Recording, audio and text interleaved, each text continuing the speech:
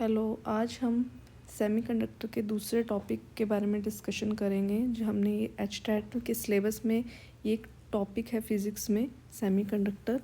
हमने स्टार्ट किया है सेमीकंडक्टर टॉपिक से, जिसमें कल हमने पढ़ा था सेमीकंडक्टर क्या होता है, उसके टाइप्स क्या होते हैं, इंट्रिंसिक और एक्सट्रिंसिक के बारे में, और डोपिंग के बारे में पढ़ा था, पी टाइप एन टाइप की डोपिंग, इसके बारे में पढ़ा था। आज हम नेक्स्ट टॉपिक पढ़ेंगे इलेक्ट्रिकल कंडक्टिविटी। इलेक्ट्रिकल कंडक्टिविटी क्या है? इंट्रिंसिक सेमीकंडक्टर्स के लिए क्या है? करंट आई जो है, आई को क्या है, आई से डिनोट करते हैं करंट को, is due to both holes and electrons. Intrinsic semiconductors में हमने पढ़ा है कि जो करंट होता है वो होल्स और इलेक्ट्रॉन्स दोनों की वजह से होता है। और आई को हमने करंट इलेक्ट्रिसिटी में भी आप जानते होंगे कि कैसे लिखते हैं करंट को, NEAVD। NEAVD से हम इसको लिखते हैं। N क्या है? Number of charge carriers, number of charge carriers. E क्या है? Charge of electron. A area of cross section and VD is the drift velocity. VD is the drift velocity. I जो होता है in case of intrinsic semiconductor, वो electron की वजह से भी होता है और होल्स की वजह से भी होता है। तो कंबाइन करके हम इसको ऐसे लिख सकते हैं। इलेक्ट्रॉन्स की वजह से होगा तो यहाँ ई लगा दो, बाकी सेम रहेगा, और जो ड्रिफ्ट वेलोसिटी थी वहाँ VE लिख दो। और होल्स की वजह से NHEAVH, H लिख दिया ई की जगह। फॉर इंट्रिंसिक सेमीकंडक्टर, अब इंट्रिंसिक सेमीकंडक्टर में क्या होता है, NE equal to NH equal होते हैं, number of holes equal to number of electrons equal to N के इक्वल होते हैं, Ni इंट्रिंसिक सेमीकंडक्टर में। या फिर इक्वल टू सिर्फ N लिख लो आप। I क्या बन जाएगा, यहाँ से N कॉमन आ जाएगा, VE और VH आ जाएगा ब्रैकेट में। अब देखो करंट डेंसिटी को कैसे लिखते हैं। करंट डेंसिटी होती है J। J क्या होता है, I/A। आई की वैल्यू ये लिख दी और ए की वैल्यू है, ए से ए कैंसिल हो जाएगा और अंदर रह जाएगा ये, क्या बचा हमारे पास, NEVE प्लस VH। अब है कंडक्टिविटी। कंडक्टिविटी को कैसे लिखते हैं, करंट डेंसिटी बाय में electric field. NEVE plus VH electric field से हमने डिवाइड कर दिया, तो हमें पता है कि इसको क्या बोलते हैं, ड्रिफ्ट वेलोसिटी बाय में इलेक्ट्रिक फील्ड, उसको बोलते हैं मोबिलिटी। अब E किसके लिए, इलेक्ट्रॉन के लिए, तो E लिख देंगे, और होल्स के लिए होएगा तो H लिख देंगे। ये लिखा जाएगा ऐसे, mobility of electron plus mobility of holes. Resistivity क्या है, रेजिस्टिविटी जो है कंडक्टिविटी का रेसिप्रोकल होता है। इसको हम ऐसे लिख देते हैं, अगर हमें कंडक्टिविटी निकालनी है तो ऐसे लिख देते हैं, रेसिप्रोकल होते हैं। Sigma is the conductivity. इसमें ये था, हमने मेन तो फॉर्मूले याद रखने की। करंट डेंसिटी क्या है, आई क्या है, आई का फॉर्मूला NEAVD याद रख लो। Current density J equal to I/A। Conductivity sigma J upon electric field. PN junction diode, ये भी बहुत ही इंपॉर्टेंट है। इसमें आज हम फॉरवर्ड बायसिंग के बारे में पढ़ेंगे, बैरियर पोटेंशियल के बारे में पढ़ेंगे, या फिर पूछ लेते हैं पेपर में डिप्लीशन लेयर क्या होता है, डिप्लीशन लेयर के बारे में पढ़ेंगे। अब P और N टाइप जो है, हमने पूरा सेमीकंडक्टर ले लिया। अब ऐसा नहीं है कि हम P अलग पार्ट ले लिया और N अलग ले लिया और उनको फिर ऐसे जोड़ा। उससे क्या होएगा, जो बीच में जोड़ने की वजह से क्या आ जाएगा, उसमें कहीं ना कहीं, क्योंकि सरफेस क्या होगा, इवन नहीं होगा, सेम नहीं होगा, तो जो कंडक्शन है वो नहीं हो पाएगा, फ्लो ही नहीं हो पाएगा।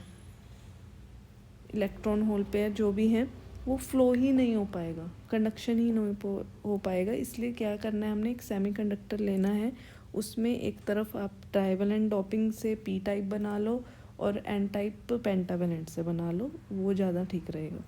उससे क्या होगा, मूवमेंट रहेगा, क्योंकि अनइवन सरफेस नहीं होगा, सेम सरफेस होगा, सेम मटेरियल लेकर के। तो इसमें P और N टाइप पी हमें पता है, पी में क्या होते हैं, होल्स की मेजॉरिटी होती है। ये क्या दर्शा रहे हैं, ये होल्स हैं, और जो डॉट है वो है इलेक्ट्रॉन्स, वो हैं इलेक्ट्रॉन्स। तो यहाँ पर क्या है, मेजॉरिटी ऑफ पी में क्या होते हैं, होल्स की मेजॉरिटी होती है, और एन में क्या होता है, इलेक्ट्रॉन्स की मेजॉरिटी होती है। तो अब इसमें क्या हुआ, मैं स्टार्टिंग से बता देती हूँ आपको। पी और एन,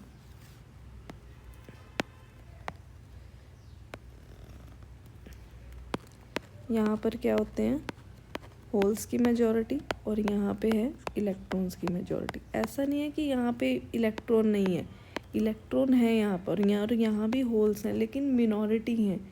मेजॉरिटी तो क्या है, होल्स ही होंगे इस साइड तो, और एन में क्या होंगे, इलेक्ट्रॉन्स होंगे। कहीं थोड़े थोड़े होंगे, लेकिन मिनॉरिटी में होंगे, यहाँ इलेक्ट्रॉन्स और यहाँ पे होल्स।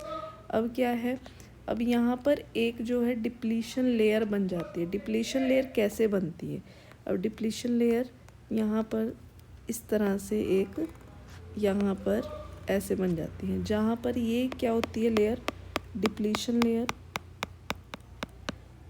यहाँ पर कोई कंडक्शन नहीं होती, नो कंडक्शन, नो कंडक्शन।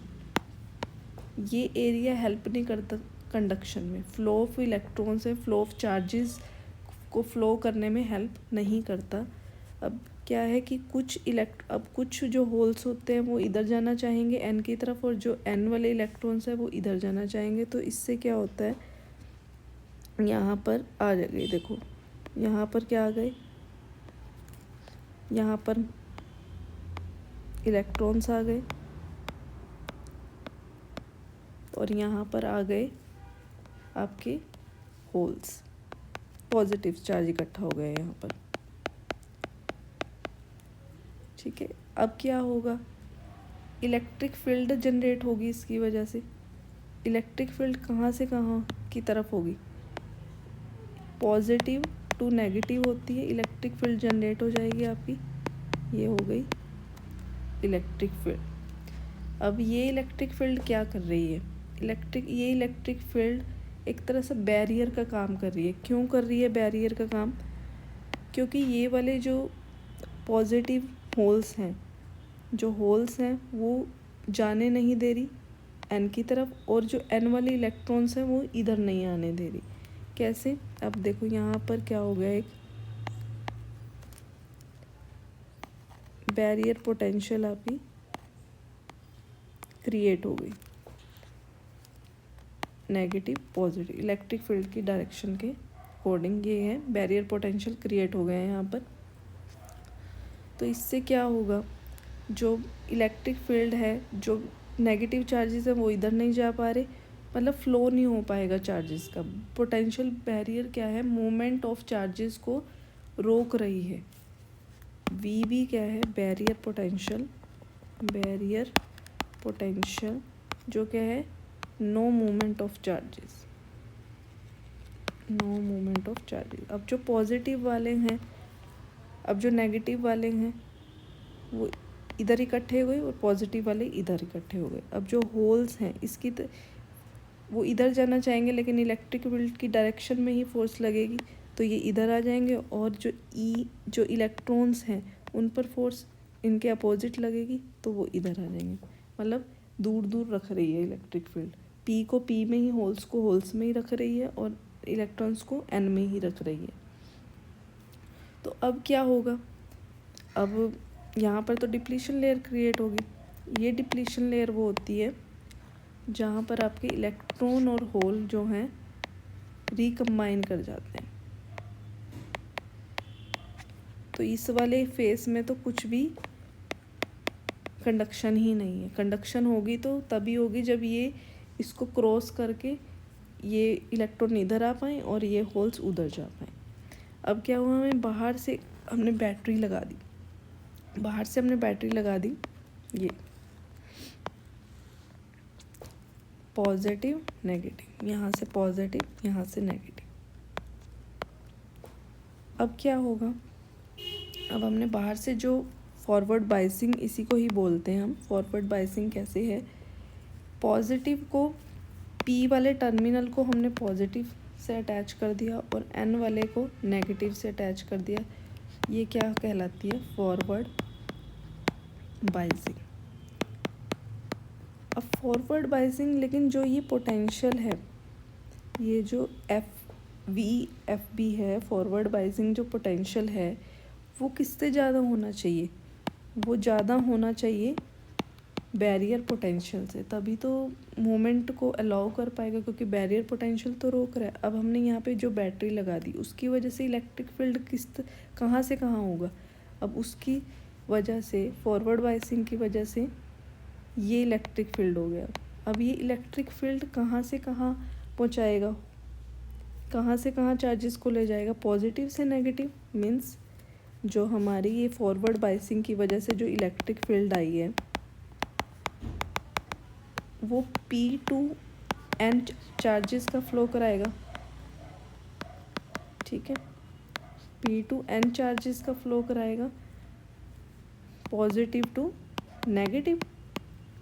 तो इससे क्या होगा? ये फॉरवर्ड बायस हो जाएगा और चार्जेस फ्लो करेंगे।